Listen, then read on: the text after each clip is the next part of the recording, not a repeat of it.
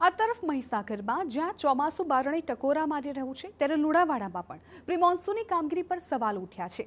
ચોમાસાના આગમનને હવે ગણતરીના દિવસો બાકી છે। હવામાન વિભાગે પણ આગામી 15 જૂને વરસાદની આગાહી કરી છે। ત્યારે છેલ્લી ઘડીએ નિંદ્રામાંથી જાગેલા તંત્રે લુણાવાડામાં પ્રી મોન્સૂનની કામગીરી હાથ ધરી।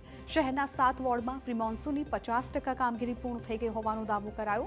ત્યારે મુખ્ય ગટરો પાણીની પાઇપલાઇન સંબંધિત કામગીરી ચોમાસાના આગમન પહેલા પૂર્ણ કરવી તંત્ર માટે એક મોટો પડકાર બને તેવું લાગે રહ્યું છે।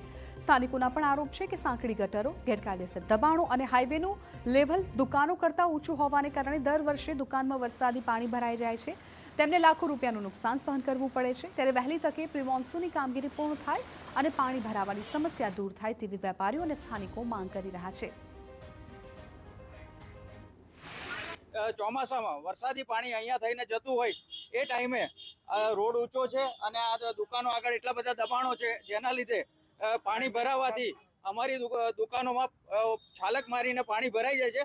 2-3 કલાક પછી નીકળી જાય છે પણ ત્યાં સુધીમાં અમને લાખો રૂપિયાનું નુકસાન થાય છે। તો વેપારીઓ માટે કંઈક નગરપાલિકા ઘટતું કરે।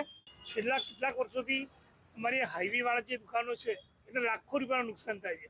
આ અંગે અનેકવાર રજૂઆત કરેલી। લાસ્ટ યર પણ ચીફ ઓફિસર આવીને બધી મુલાકાત કરી અને એનું આયોજન કરેલું, હજુ સુધી એનો યોગ્ય નિકાલ થયો નથી। તો સત્વરે આ ચોમાસું ચાલુ થાય એ પહેલા એનો યોગ્ય નિકાલ થવો જોઈએ એવી વેપારીની માંગ છે। આ સમગ્ર મામલે લુણાવાડા નગરપાલિકાના ચીફ ઓફિસરે ગટરો પહોળી કરવા માટે ટેન્ડર પ્રક્રિયા હાથ ધરવામાં આવી હોવાનું નિવેદન આપ્યું છે। ગઈ વખતે જે પાણી ભરાયું હતું તે પૂજા હોસ્પિટલ આગળ હતું, એના અમે તાત્કાલિક એનું આયોજન કરીને જે ગટર જે અમારી જે એની વીજ છે નાની હતી એ પહોળી કરવા માટે અમે ટેન્ડર પાડીને ટેન્ડર પાડી રહ્યું છે। એનું ટૂંક સમયમાં વર્કઆઉટ આપીને કામગીરી શરૂ કરી દઈશું।